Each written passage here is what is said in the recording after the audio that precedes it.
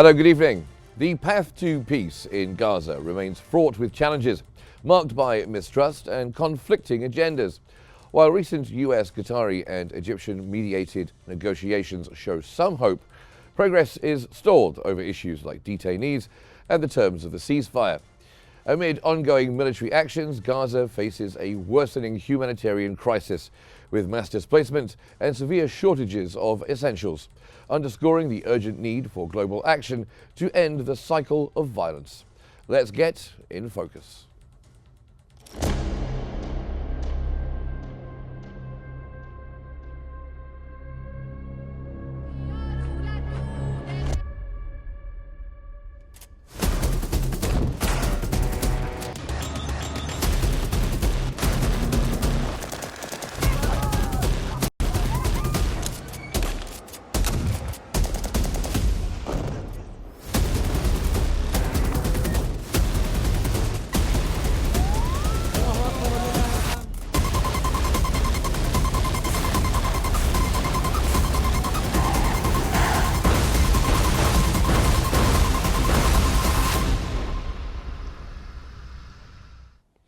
Now, a striking headline from Foreign Policy magazine reads, "Why Gaza is Israel's forever war.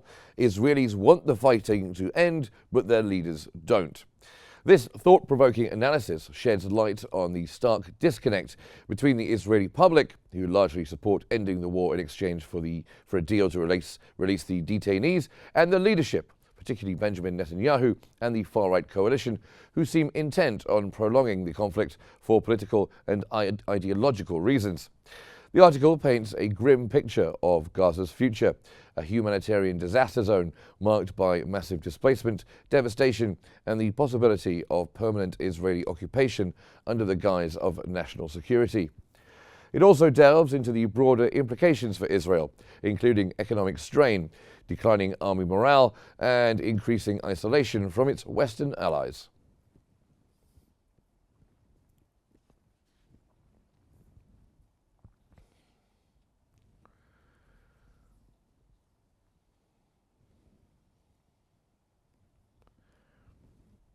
Now, today we examine the latest developments and the hurdles in these critical peace talks.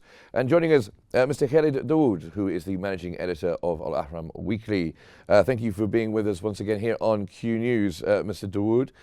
First of all, could you just give us, to fill us in and tell us where are we with these talks? Well, thanks, Mark, for having me again. But it seems that we are in a relatively advanced stage. I mean, considering the participants in the rounds of negotiations that are taking place in Doha. Already the White House special envoy to the Middle East, Brett McGurk, is already in Doha. And as we've heard from President-elect Trump the day before yesterday, he's been sending his own Middle East envoy, newly appointed Middle East envoy Steve Witkoff, also to Doha. Implying that there is something that's being intensively negotiated between the parties involved, namely Israel and Hamas, in hope to reach some kind of deal, probably a partial deal, before President Trump gets into office by January 20.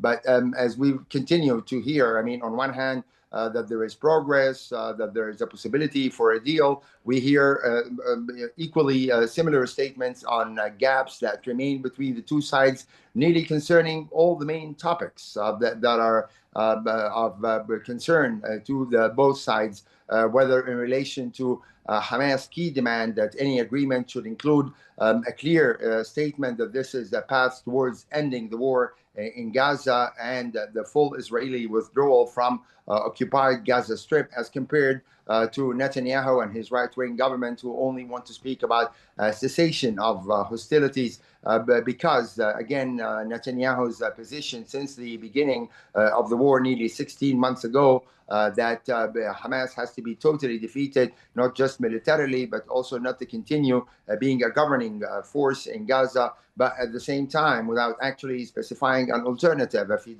Netanyahu doesn't want Hamas, he also doesn't want the Palestinian Authority. So it's not clear who exactly is going to be responsible for running Gaza after a ceasefire is reached. Many other issues that remain to be negotiated concerning the number of Palestinian prisoners to be released in return for each Israeli hostage, and the fate of those Palestinian prisoners, especially those ones who've received heavy sentences, meaning several life sentences, and whether they're going to stay in Gaza or whether they're going to be deported. The future of Israeli presence along the border between Egypt and Gaza, known as the Philadelphia Corridor, whether Israel is going to totally pull out or partially pull out. And the same applies to the so-called Netzarim corridor in the middle of Gaza, which Israel has built months after the war, dividing Gaza into two parts. Again, whether Israel is going to fully withdraw from that Netzarim corridor, and as well the issue of the return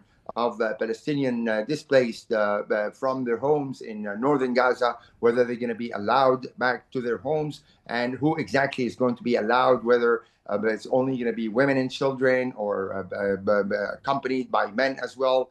Israel insists on some sort of mechanism to search the Palestinians that are wanting to return to their homes in the north. So there are many complicated issues, and each one of those issues are good enough to make those negotiations a failure. But at the same time, probably the only factor that is giving relatively positive hope for these negotiations are the statements that are being made by Trump himself, that something has to be reached before he gets into office, before January 20, while, of course, as we expect from the U.S. administration, whether Biden administration or the incoming Trump administration, usually the blame is always put on Hamas and not the Israeli side, which is actually the one that's been leading this war of genocide and aggression against the Palestinians over the past 16 months, resulting in the death of 4,600 people. So, I mean, it's 46,000 people, I'm sorry. So, I mean, again,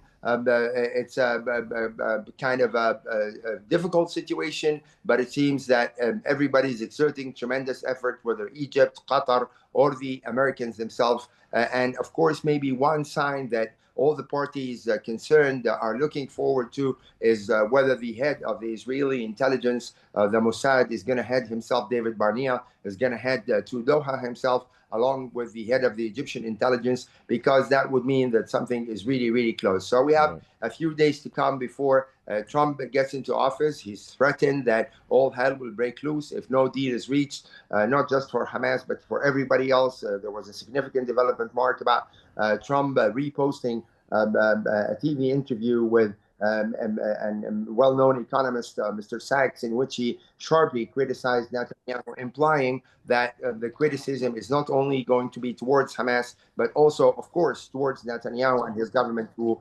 actually bore most of the blame. Well, it's about time, I guess, that we had some negative comments coming out of the United States against Israel. Progress is being made in the talks. You mentioned many of the key sticking points there when you were talking, Khaled Dawood. What do you think the main one is? What do you think the main problem is going to be?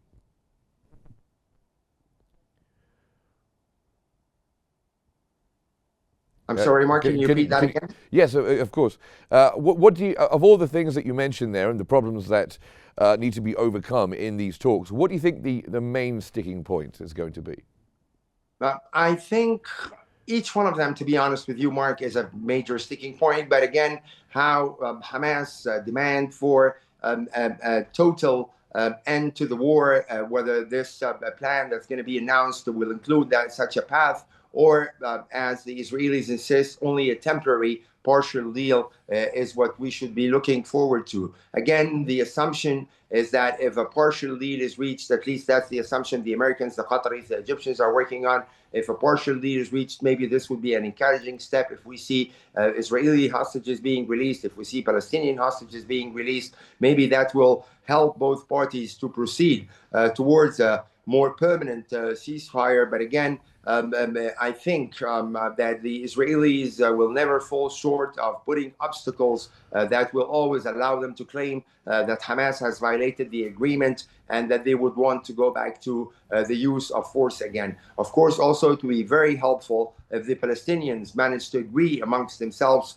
on a future government for Gaza, whether it's a kind of a committee made up of technocrats or something that assures that the Palestinian Authority remains to be the main party to negotiate with for the future, in support with other key Arab countries such as Egypt and the United Arab Emirates. But as I mentioned, I mean, each point is a very thorny issue, whether the numbers to be released, whether the withdrawal from Philadelphia corridor, Netzarim corridor, the return of the people, Palestinian people to the north. These are all very difficult issues, and it's not clear yet where we stand on those issues. And what role, if any, do you think public opinion is playing in all this, especially within Israel? Is that playing a role when it comes to putting pressure on Netanyahu to get a deal, or does Netanyahu and his far-right coalition care at all about public opinion? They definitely care about the public opinion. The demonstrations have been gaining steam again, and especially after the videos that are being released by Hamas of the woman soldier almost a week ago, complaining of her prison conditions, spending more than 460 days in a tunnel, not knowing what her fate is. Again, only the day before yesterday, the announcement that the bodies of two Israelis were found in a tunnel, a father and his son. This all adds to the pressure on the Netanyahu government. But of course, everybody knows, including the leaders of the Israeli opposition, whether Yair Lapid or Benny Gantz, who was once member of the Israeli government, they know that Netanyahu always gives priority to staying in office. And many of his right-wing hardline coalition members who are basically terrorists. I mean, by U.S. standards, they are members of terrorist organizations such as Ben Gvir and Smotrich. They know that if they reach a deal that might result in the ouster of Mr. Netanyahu, they won't be able to get back into office again. So that's another key problem that's facing Israel internally. But certainly there is a lot of pressure from the families of hostages, the demonstrations that are taking place every weekend, an increasing number, and the contacts that they are conducting with not just the Biden administration that is leaving basically in 10 days, but equally with Mr. Trump, who is now practically leading the negotiations in an effort to reach some sort of a deal before January 20, when he gets back into the White House. Well, thank you very much, Khaled Dawood. It's always a pleasure to have you here on Qnews, and thank you for helping us shed some light on this very complex and evolving situation. The world watches as these peace talks continue, hoping for a resolution to bring much needed relief to the people of Gaza. We now move on to another conflict. In a critical move, the Biden administration has approved a $500 million security aid package to Ukraine, marking its final major decision on the conflict before President-elect Trump takes office. This development raises questions about the future of U.S. support for Ukraine and its impact on the ongoing war with Russia.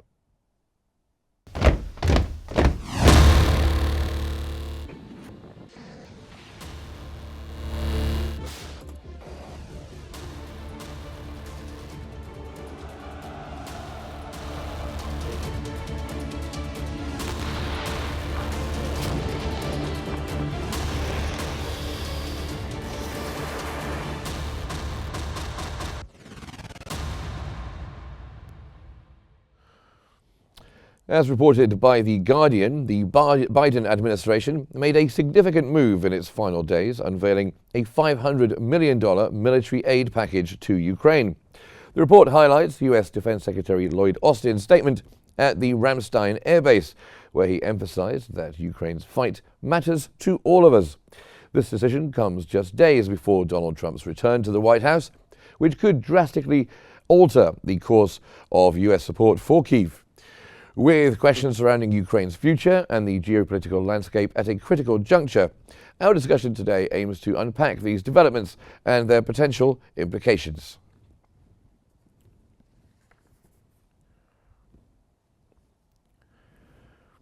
And to discuss this with us, we're going to welcome Dr. Amar Khanna, who is a professor of political science.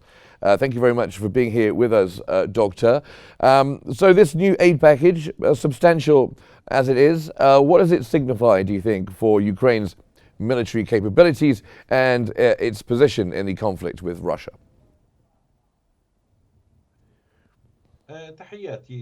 My greetings to everybody. I believe that this package, this latest package, and it is the last one for the Biden administration, it's more political rather than being a military one or a financial one. It has been decreased in the last days because of the natural disasters that are happening in the US. As said before, the Democratic government will continue supporting Ukraine till the very last day of it in office. And this is bound to the wrongful positions, I believe, because one of the strategic mistakes of the US in getting into this geopolitical conflict, the US expected a strategic win for its ally, but after 3 years, things are not pouring into the interest of the US. If we speak about the military path, this package cannot achieve much on the ground in the different fronts because we see there has been an advancement on many axes for Russia. And the latest advancement, some relative advancement was made with the failure of the Ukrainian counter-attack some year ago.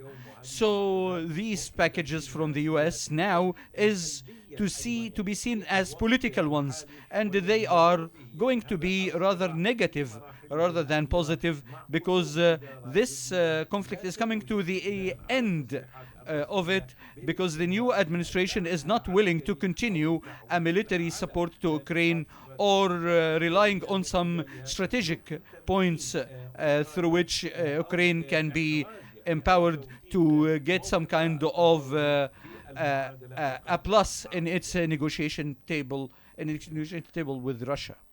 Now, the Biden administration's approach, of course, as you mentioned there, is going to contrast quite a lot with Trump's stance when it comes to the situation in Ukraine and the war between Russia and Ukraine. Although Trump can be unpredictable, people are expecting him to almost side with Putin, but he can be unpredictable. Does Trump's unpredictableness, if I can put it like that, make people a little bit nervous in Moscow? That's a very important question. But for me, I don't think that there will be confusion. The confusion is not going to be a title for Moscow or the Kremlin. We are not speaking about Biden or Trump. We are speaking about the US and the position of the US towards this crisis and the military and financial capabilities of the US to finance this kind of conflict for the favor of Ukraine. In this lies the real dilemma, because the US has provided the most of what it could provide. And we have seen the graduation of military financing, and from starting with the Javelin missiles, then HIMARS missiles, then the Abrams tanks, and finally the F-16 fighter jets. So the US provided everything, and it's like the final chapter of this conflict now. And I don't think that the US will continue to provide weapons to Ukraine, like nuclear weapons, to win this game for Ukraine. So it is more bound to the political path, which the Biden administration actually lost. For Trump, there are many suggestions made. There is some partial willingness to stop this operation and to get to some kind of truce. But now we are faced with what the Kremlin hopes for. The Kremlin wants a final solution, not a partial solution of the crisis. So the question now is, could Trump have the tools, the the good tools for a final solution, which is bound not only to Ukraine but to the Western structure and the Western security equation in the European continent.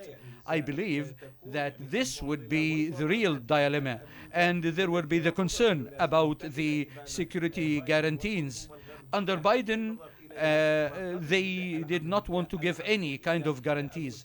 Even before the Russian military campaign against Ukraine, the question is about the expansion of NATO eastwards. Yes, we're going to come to NATO now because, of course, European leaders have expressed concern about US policy shifts when Trump takes office. How do you see NATO's role evolving in response to these uncertainties? And do you think NATO will hold together?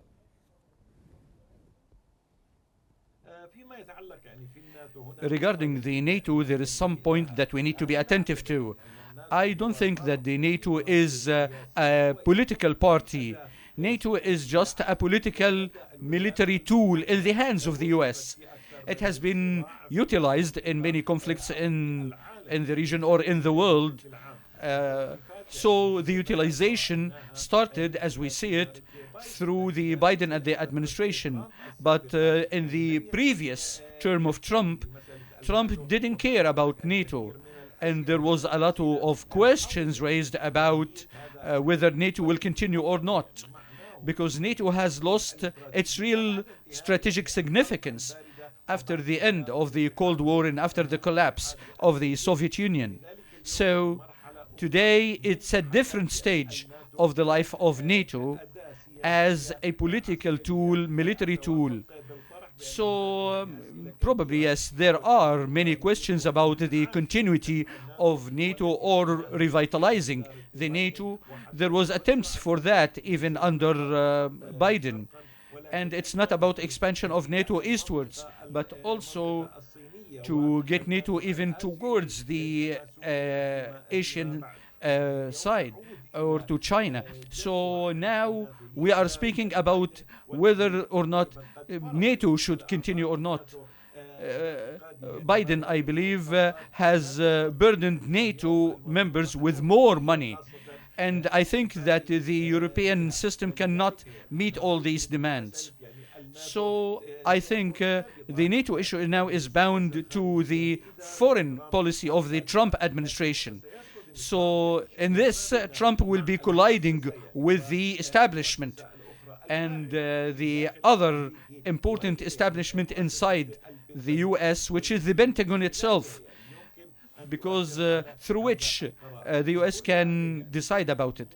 So because of all of this as a whole, there will be an internal conflict inside the US between the White House and the Pentagon, and a repercussion for that on the outside arena, on the European structure, on the NATO. Okay, well, let me just ask you about Russia then, Doctor, because since you're in Moscow, how is public opinion standing right now within Russia about this war? Of course, when Russia first embarked and invaded Ukraine, I don't think it was expecting it to last as long as it has. Is public opinion in support for Putin's war holding up in Russia? Here, there should be some correction. It's not about this particular term as Putin's war, as the Russian community believes. The Russian community is more aware that this is not a conflict with Ukraine. It's not a military war against Ukraine. They see it as an existential war between Russia and the Western system. And among the mistakes made by the West since the beginning of the conflict is seeing it this way, because the Russians believed that it is not about the political regime inside Russia and the Kremlin. It's more of a real war with the West. It's a cultural war, political war, economic war against the Russian community by the West. So it's more of a rejection of accepting Russia as part of the world, within the notion of a civilized world. Thank you very much. Well, I'm going to stop you there. I'm sorry to interrupt, but we have run out of time. But thank you very much, Doctor, for joining us here on Q News. As the conflict in Ukraine continues, the international community must navigate shifting dynamics to ensure stability and support for those affected. Well, that brings us to the end of In Focus today. Thanks for watching. Stay tuned for more updates here on Q News.